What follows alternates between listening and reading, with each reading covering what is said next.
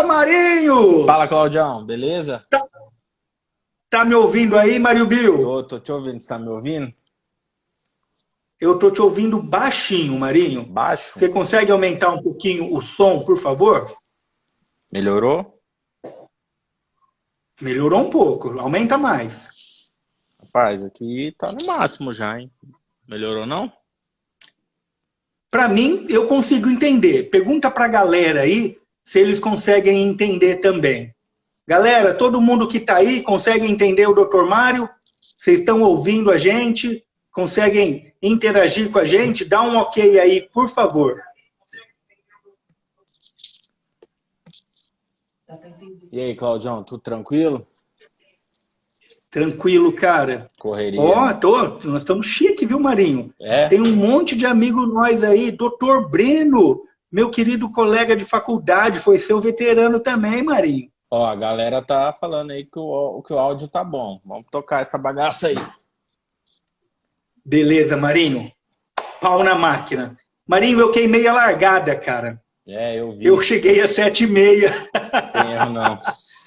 Comecei a chamar o povo. Falei um pouquinho da história da psiquiatria, um pouquinho da deshospitalização. E a maior parte das pessoas já me conhecem, a maior parte das pessoas já te conhecem, mas eu vou me apresentar de novo, porque agora são exatamente 8 horas em ponto no meu relógio. Eu sou o Dr. Cláudio Malavolta, sou médico psiquiatra, sou amigo do Dr. Mário Bill, que é esse belo jovem que está à minha frente, que é médico infectologista, que vai fazer as apresentações dele. Eu me formei na Universidade do Oeste Paulista, em Presidente Prudente, tenho especialização em clínica médica pela Sociedade Brasileira de Clínica Médica e tenho especialização em psiquiatria pela Associação Brasileira de Psiquiatria, ambos com registro de qualificação de especialista. Para quem duvida, é só me mandar um direct que eu mando para vocês a foto. E aí, o Dr. Mário Bill vai falar quem ele é. Bem, meu nome é Mário, eu sou médico infectologista, conheço o Cláudio há pelo menos uns 15 anos, mais ou menos. Fizemos algumas matérias juntos, mas o Cláudio é meu veterano, considero como meu veterano. A vida nos reaproximou em Paracatu e a gente pôde ter uma bela amizade nos 2 anos que eu fiquei aí. Queria dizer que eu te admiro muito pela forma como você trata seus pacientes, trata a sua família e principalmente a forma como você trata seus amigos. Você é um cara que eu admiro pra caramba. E eu queria ter montado um tereré aqui pra mim, mas minha erva acabou, cara, e eu tinha certeza que você ia estar tomando um tereré. Então, mês que vem a gente programa outra e eu mando o tereré para você. Beleza. Então, como eu falei, sou infectologista, moro em Brasília, também me formei em Presidente Prudente, fiz minha residência médica em Marília, interior de São Paulo, depois fui para Paracatu e agora aqui em Brasília. Sou funcionário público do Distrito Federal e atuo também na atividade privada. Beleza. E o Dr. Mário, como nós trabalhamos juntos, a gente tem um vínculo muito bom e a gente tem uma confiança muito boa um no outro, da gente trocar pacientes em comum até hoje, né, Mário? E de um pedir sugestão ou orientação à distância para o outro em vários momentos. Ele já me ajudou demais com questões familiares e eu tenho um grande vínculo também com o irmão dele, que foi meu colega de faculdade, foi meu colega de turma. Dá um beijão nele para mim, tá bom, Mário? Pode deixar. Por falar em beijo, vou mandar um beijo logo para minha primaiada toda que tá entrando aí, ó. Marissa, Rafaela, a galera que já tá entrando aí para fazer o Bill primo. A família Bill tá em peso aí, ó. Eu também, se os meus Genaro não entrar, a gente nunca mais fala com eles. Exatamente. Eu vou cortar da herança. Exatamente. Então vamos lá, Marinho. A gente fez um roteiro, um mini roteiro, para a gente falar sobre aquilo que está acontecendo na nossa sociedade, né? Então eu já vou comentar o que podem ser os principais transtornos psiquiátricos pré-infecção do HIV e como que o médico, como que o psicólogo ou o terapeuta podem agir nessa situação. Eu vou fazer essa pergunta, ou é você que faz para mim, Mário? Não, a ideia que eu fiz aí nessa questão do roteiro era o seguinte, a gente tentar dividir, antes do paciente descobrir que tem HIV, o que pode acontecer com ele e o que pode acontecer depois. Existe uma relação importante, né, Cláudia? Assim, as doenças psiquiátricas, elas ainda são muito negligenciadas no país, principalmente na população mais pobre. Então, assim, é muito comum a gente receber esses pacientes, identifica alterações que são compatíveis com algumas doenças e esses pacientes precisam muito da ajuda da psiquiatria para que eles mantenham a adesão correta ao tratamento do HIV. É um ciclo vicioso, né? Se ele não trata a doença psiquiátrica, ele abandona o tratamento do HIV e aí a coisa degringola. Então, assim, a ideia nesse momento era pedir para você explicar para o pessoal quais são os sintomas principais das doenças mais comuns e quais seriam os gatilhos que fariam o paciente a procurar a assistência do psicólogo, do terapeuta ou do psiquiatra. Acho que você já falou isso mais cedo, mas diferencial, o que o psiquiatra faz que o psicólogo não faz e vice-versa. Perfeito, Mário, concordo muito com isso. Hoje, nós temos uma informação muito importante. Todos nós somos vulneráveis às doenças mentais. Assim como todos nós somos vulneráveis às doenças clínicas e às doenças infecciosas. Existem algumas predisposições genéticas. Um cara que tem um pai que já teve infarte, ele tem um risco maior de ter infarte. Assim como um cara que a mãe teve depressão, ele tem um risco maior de ter depressão. Se um cara, pai tem esquizofrenia e a mãe tem esquizofrenia, ele tem um risco muito maior de também ter esquizofrenia. Do mesmo modo que um filho que os pais têm asma, tem um risco muito maior de ter asma. Porque existe um comportamento genético entre as psicopatologias. Todas elas existem um comportamento genético. E o segundo item importante é a interação do ambiente, é a epigenética. É qual foi o fator gatilho que isso aconteceu. Será que foi uma má alimentação, o sedentarismo, um acidente de carro, um abuso sexual, uma frustração, um bullying? Será que foi um abuso mental crônico? Será que foi um estresse pós-traumático? Será que foi diversos fatores são congruentes para que eclodam, para que os genes que estão lá adormecidos possam ser deflagrados e a gente sentir os sintomas das doenças mentais. E o paciente mental, ele tem uma diminuição da defesa imunológica. É sabido que as citocinas inflamatórias têm uma maior quantidade nos pacientes com estresse crônico, depressão e ansiedade.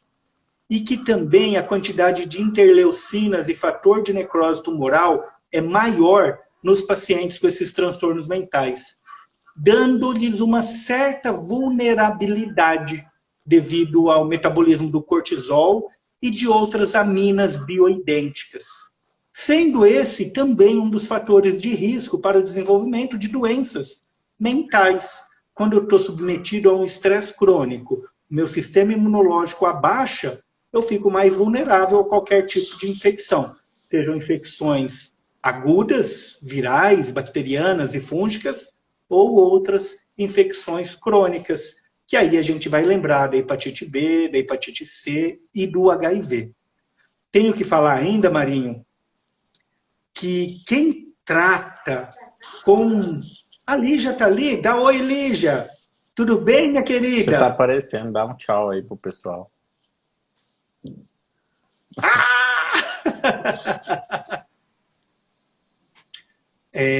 Que a psiquiatria é uma ciência médica baseada em evidências, sim, como a área do Marinho, a Infecto. A gente usa algoritmos, a gente usa artigos científicos, guidelines, a gente usa todas essas situações para fazer uma base científica e sair daquele achismo. Ah, eu acho que é ansiedade, eu vou dar diazepam. Não, a psiquiatria não trata assim. Ela tem protocolos diagnósticos que, se a pessoa não fechar, a gente tem que mudar o diagnóstico ou mandar para outro médico que consiga fazer o diagnóstico. E aí a gente vai fazer a farmacoterapia, que é o uso de remédios que agem no sistema nervoso central, podendo acelerar, diminuir, alentecer, conduzir diferentemente as vias metabólicas do nosso cérebro. O psicólogo clínico é o profissional de saúde que trabalha com terapias. Então, ele é chamado de psicoterapeuta. Ele pode ajudar a pessoa? Sim, ele ajuda muito. Ele ajuda através de conversa, de técnicas, da psicanálise, da terapia cognitivo-comportamental, da terapia dialética, entre tantas outras. Quem é versado em psicoterapia é o psicólogo. Eu já fui paciente de psicoterapia, Mário, durante 5 anos da minha vida. E eu agradeço a isso porque me transformou em um homem, acredito eu, melhor do que eu era antes. Nos momentos de maiores angústias, nos buracos mais profundos da minha existência, eu tive o apoio de uma pessoa que pôde ir lá junto comigo no charco e me auxiliar, fazendo que eu enxergasse que ainda existem lírios, que ainda existem flores, que ainda existe o sol a raiar. E eu sou muito grato para ela, doutora Tânia, que é minha querida amiga e madrinha de casamento, ter me ajudado nesse momento. Acho que deu para entender, né, Marinho? Acho que é importante a gente colocar também, né, que o psicólogo não é uma conversa formal. A própria conversa com o psicólogo, ela é baseada em método, né? Ele conduz a conversa de uma forma, então tem toda uma metodologia. Fazer terapia não é pagar para alguém te escutar somente, para você ir lá falar seus problemas. A gente tem que valorizar, e que muitas vezes, né, Cláudia, é importante dizer que os dois são fundamentais, né? Tanto o tratamento farmacológico como o tratamento psicoterapêutico, eles são auxiliares, né? Um não contraindica o outro de forma alguma, né? E eu acho que é importante a gente falar um pouco sobre essas doenças e esses sintomas, também porque, assim, o que eu vejo muito? É sabido que o momento do diagnóstico, ele para o paciente, ele é um momento estressante, né? Ele é um trauma. É como a perda de um parente, é como a perda de um emprego, é uma ruptura naquele paciente. Se o paciente ele já tem uma doença de base psiquiátrica não diagnosticada ou não acompanhada, a forma como ele vai reagir a esse trauma é muito diferente, né? Assim, é muito mais difícil ele passar por esse primeiro momento. Então, assim, é muito importante a gente colocar que as doenças psiquiátricas, elas existem fora do contexto do HIV, elas são mais prevalentes nessa população, o uso e abuso de substâncias lícitas ou ilícitas é maior, como é maior, por exemplo, na classe médica, a gente sabe disso, né? Então, assim, é importante a gente ter a noção disso, porque eu, como infectologista, não tenho a capacidade de identificar todos esses sintomas e de fazer o melhor diagnóstico. Não se faz diagnóstico de depressão só porque a pessoa está chorando, ou não é bipolar só porque a pessoa um dia está feliz e um dia está alegre, né? O psiquiatra leva, às vezes, bastante tempo, não é em uma consulta. Ele leva tempo para entender como o paciente fala sobre suas emoções, como ele se comporta. E para a gente receber esse paciente descompensado, digamos assim, ou não diagnosticado, é visível o quanto que é mais difícil para ele. É muito mais difícil para ele manter a adesão, para ele encarar como uma mudança de vida, para ele ver uma perspectiva de futuro boa. Se ele tem já o psicólogo dele, se ele tem o psiquiatra dele, ele tem uma rede de apoio que vai ajudar ele a passar por essa fase de estresse que é maior. E é uma fase, como, mais ou menos como se fosse um período de luto, né? Cada pessoa reage de uma forma. Eu sempre digo para os meus pacientes, eu não sei o que é descobrir ter HIV, porque eu não vivo com HIV, mas eu vi muita gente reagir de formas muito diferentes. Eu conheço o leque total de possibilidades. Eu já falei na outra live que eu fiz no outro dia, eu já atendi paciente de primeira consulta que foi armado para consulta. que achou que dependendo do que fosse dito ali, ele ia acabar com a vida dele, entendeu? Então, assim, a gente precisa valorizar isso. Infelizmente, a rede pública não tem uma rede de apoio nesse sentido. Por conta da nossa live, eu fui dar uma lida e dar uma relida em algumas coisas, né? E é impressionante como que a gente já evoluiu em relação ao tratamento do HIV, a melhorar a qualidade de vida desses pacientes, dar uma sobrevida para eles, não dizer para ele de chance em tantos anos. Houve uma evolução significativa, mas isso não foi acompanhado desses profissionais, digamos assim, auxiliares, né? A gente tinha, no serviço que eu trabalho, que a gente faz HIV, faz o cuidado, né? A gente tinha uma psicóloga, tinha um grupo de reunião mensal. Esse grupo de reunião era muito importante para as pessoas que participavam, elas se sentiam acolhidas. Muita gente que entrou no grupo, entrou por má adesão, e hoje são pessoas que passaram por isso, e era uma reunião mensal de 1 horinha, que a pessoa ia lá e tinha uma equipe para poder escutá-la, né? Isso é algo que eu sinto muita saudade, porque eu sei que isso tem um impacto muito grande e que eu, como infectologista, não vou ser o único a resolver todos os problemas desse paciente, né? Mário, que bom ouvir você tocar nesses temas, porque eu também acredito que a multidisciplinaridade é o principal item para o futuro da medicina. A gente não dá conta da demanda que tem e a gente não tem a competência de resolver tudo do paciente. Tanto você quanto eu, a gente vai resolver uma fatia, talvez uma fatia maior, talvez uma fatia menor.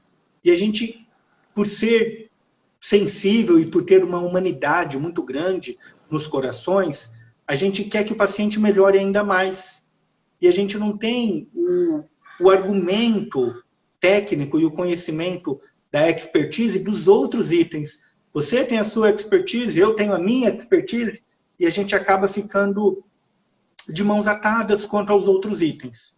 Mas você já trabalhou em locais que eu sei que te deram uma resposta positiva de diversas coisas. Assim como nós dois já trabalhamos em serviços que a gente fez uma diferença enorme em um determinado momento. E a gente sabe que o que faz o serviço são as pessoas. Sim. É a humanização e o afeto, o sangue, o investimento visceral que ela faz no projeto pessoal dela. Nós não somos médicos por acaso. Nós estamos médicos para ajudar as pessoas a enxergarem qual o melhor caminho. Assim, quando você falou que existem os pacientes que são usuários de drogas, lícitas ou ilícitas, injetáveis ou não injetáveis, são pessoas que têm comportamentos impulsivos e, inconscientemente, uma vontade de se destruir. E aí colocam eles em riscos biológicos, biofísicos, e acabam sendo contaminados por diversas coisas.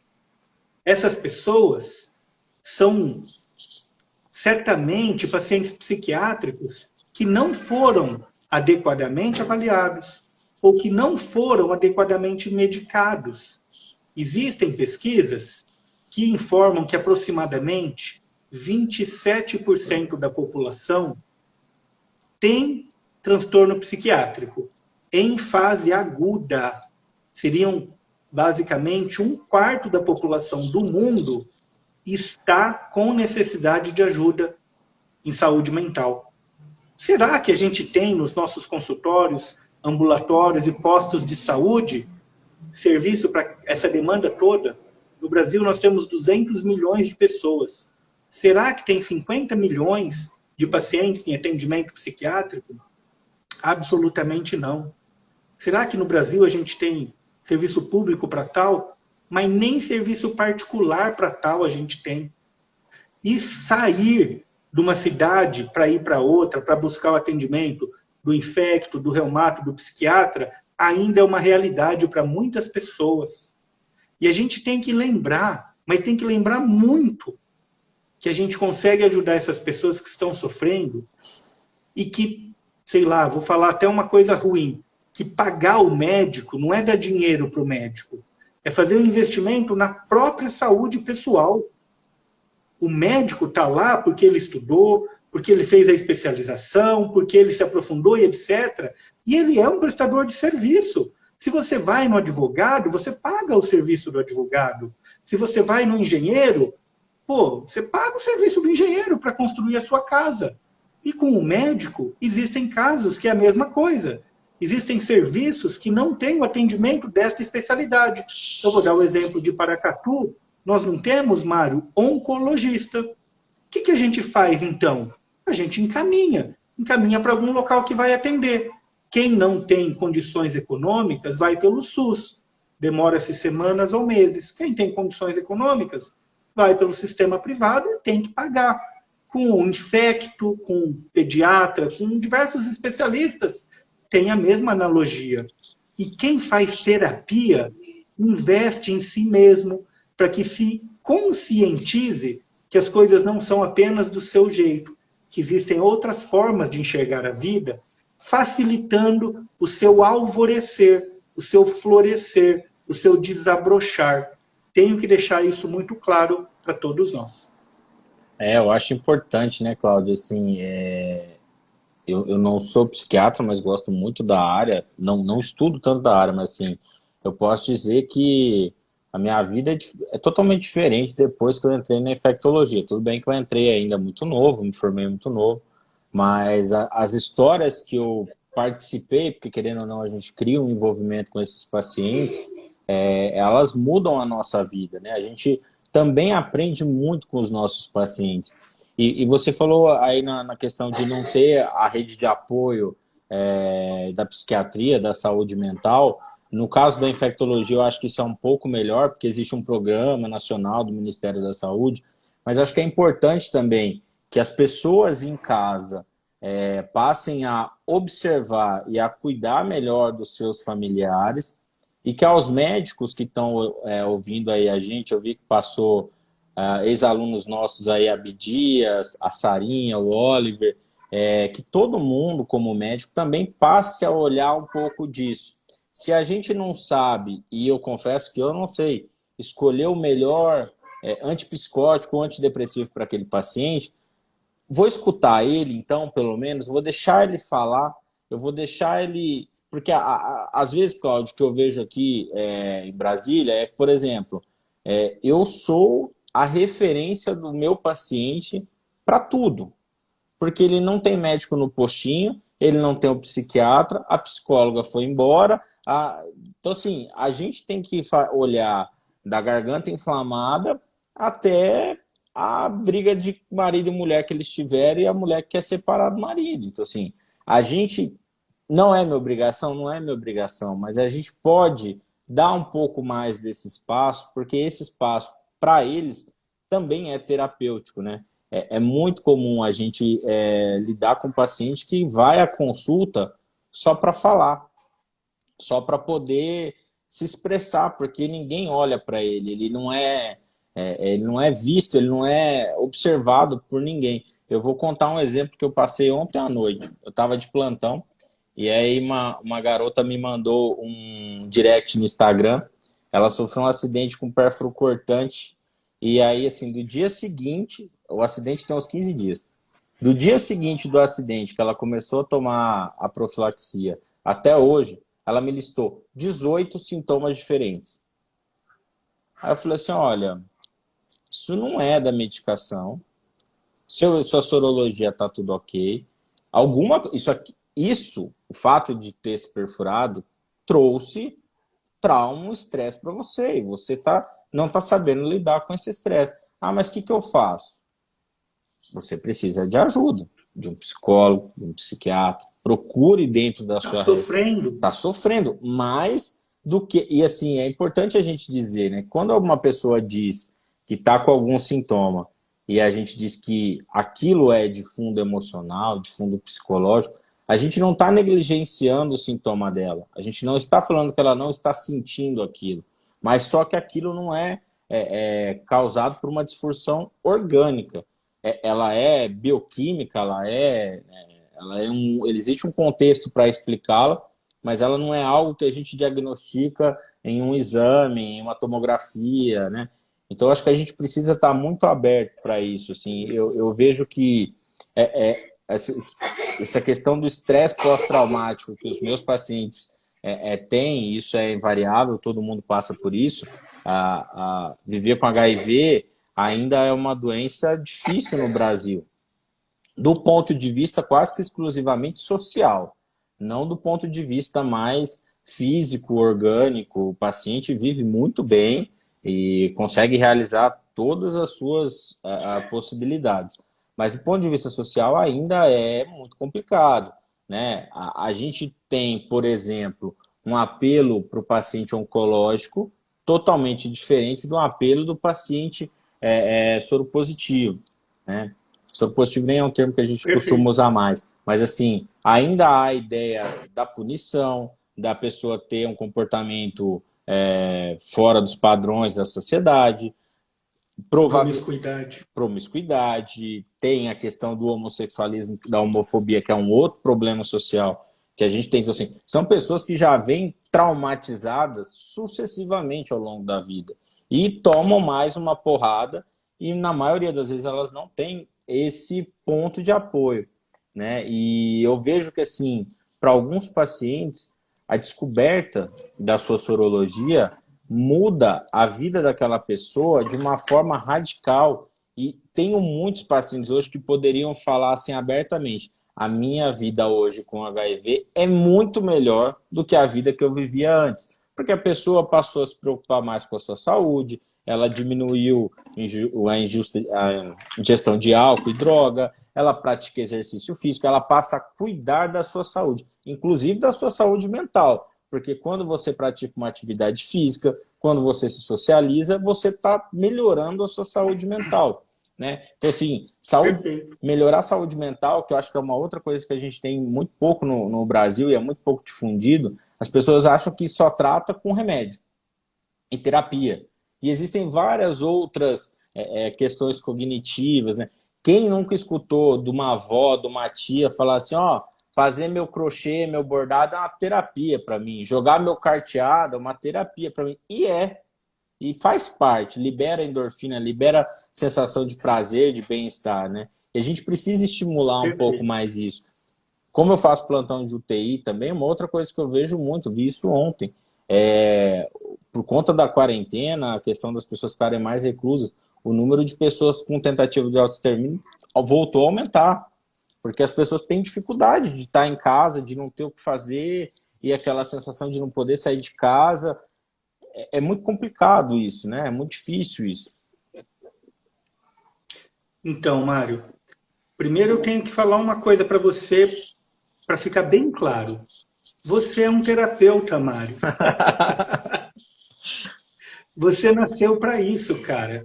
Você tem o dom da empatia, de olhar para a pessoa e se colocar com uma postura nobre. Eu estou aqui para ouvi-lo, eu estou aqui para auxiliá-lo, eu estou aqui para atendê-lo. E é isso que a gente tenta fazer com as dezenas de alunos que passam pelas nossas mãos. Eu vi aqui agora há pouco a Luciana Reganin passou aqui. Pô, uma menina excelente, já tinha sido enfermeira, uma profissional e tanto. Ela também é uma terapeuta, porque a gente vem no mundo já com uma capacidade interior de se colocar a serviço superior, vamos dizer assim, de falar para que aquela pessoa abra o seu coração e desafogue tudo aquilo que está incomodando ela e fazer com que essa pessoa tenha condições de fluir e fluir e fluir tudo aquilo que está incomodando. Isso é importante. Quem faz isso é o terapeuta. E os terapeutas antigos vêm lá do Egito, da Assíria, os essênios, eles eram terapeutas. Eles amassavam as ervas e eles davam para a pessoa, a erva melhorava. Melhoravam infecções, tratavam-se feridas, melhoravam doenças crônicas. Como? Com aquilo que eles tinham à mão. Eu acredito que era a essência do amor. A sabedoria científica da época era menos de 1% do que o conhecimento científico que a gente tem hoje. E eles conseguiam curar dezenas de milhares de pessoas. Foi uma humanidade inteira até a gente chegar sobre isso. Fundamental. Você, como terapeuta, ser médico. Eu, como um perfil terapêutico, ser médico. Se a gente fosse advogado, Mário, a gente não ia estar servindo tão bem na área. O advogado tem que ser um cara com uma justiça ímpar. Então tem que ter uma avaliação diferente. Se a gente fosse engenheiro, a gente não ia ter a definição tão cartesiana que o engenheiro tem. Isso está certo, isso está errado. A gente tem um quê de ser humano. E isso faz da gente terapeuta. E ser terapeuta é muito bonito para quem é médico. Não precisa ter versatilidade nas psicoterapias, na psicanálise, na terapia cognitivo-comportamental, dialética e outras. Você tem que apenas se colocar na frente do paciente, como o professor Bonini falava. Põe a mão na vozinha, filho. Examina o coraçãozinho. Chama de chuchu. Faça isso, que você vai estar trazendo a necessidade à tona e a pessoa vai desarvorar aqueles sintomas que ela apresenta. Parabéns, meu irmão. Cada vez mais se descobrindo como terapeuta. Acho que é um processo de aprendizado, Você não né? Você não tem a obrigação de resolver tudo. Sim. Assim como eu não tenho. Se a gente conseguir ajudar essa pessoa a bússola do seu caminho, poxa, nós estamos fazendo o que dá para fazer. Eu gostaria de resolver mais também, mas infelizmente a gente é pequeno ainda. E o nosso futuro, daqui 10, 20, 50 anos, teremos pessoas muito melhores do que a gente, com tratamentos muito melhores, biomarcadores, moléculas mais específicas, uma seletividade maior para serotonina, para nora, para dopa, para o diabo a 4. Nós vamos conseguir fazer isso. Pode saber. Olha, Desirê entrou aí também. Oi, filha, tudo bem, doutora? Um abração. É assim, podem vir médicos melhores, mas eu ainda sinto muita saudade de caras como o Bonini, José Hamilton do Amaral e tantos outros que a gente teve lá da old school, né, cara? Tantos caras que faziam uma medicina que para quem é de Prudente sabe o que a gente está falando, e o tanto que esses caras representavam para a gente, e acho que se a gente pudesse ter um pouquinho disso aí para alguém um dia, vai ficar um legado que acho que para a gente nem é a nossa função principal querer deixar legado, mas querendo ou não, o que a gente faz na vida é o que vai repercutir depois. Ó, o Genilson também está aí, ex-aluno nosso, né? Grande doutor Genilson. Falzane, minha colega de residência, putz, me ajudou pra caramba na residência, também deu um alô